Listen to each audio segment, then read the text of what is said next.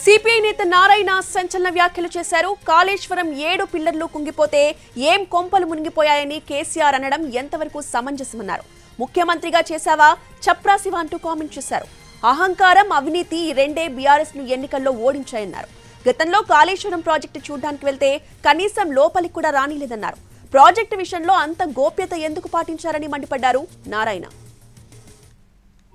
అవినీతి ఈ రెండే అతను ఓడించిపోతాయని చెప్పని ఎన్నికల ముందు కూడా నేను చెప్పాను. ఇక్కడే అహంభావం, అవినీతి ఈ రెండే ఓడించిపోతాయని. అదే ఓడించింది.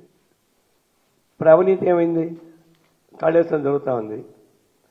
ఇప్పుడు కాళేశ్వరం గవర్నమెంటే పోయి చూసింది. ముఖ్యమంత్రి వేడుకలు అందరూ తీసిపోయాడు. మేము అంత ముందర వెళ్ళాం, సిపిఐ అందరూ పోయినాం. పోతే మన లోపల కూడా రానిలే. పక్కన కాంగ్రెస్ పార్టీ వాళ్ళు పోయారు, లోపల రానిలే. ఏమంత గోప్యం ఎందుకు? కాళేశ్వరం కూలిపోతా ఉందంటే అది పబ్లిక్ ప్రాపర్టీ. అది ఏదో ఒక ఇల్లు కూలిపోవడం కాదు. ఇంట్లో ఇన్ని పిల్లర్స్ ఉన్నాయి.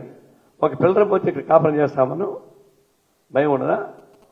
అంత ప్రాజెక్టుకి 7 పిల్లర్లు కుంగిపోతే 7 పిల్లర్లకు కుంగిపోయింది, ఏం కొంపలు ఉనిగిపోయాయని చెప్పేసి అనే స్థాయికి ముఖ్యమంత్రి వచ్చారంటే అతను ముఖ్యమంత్రి చెప్పరాసిన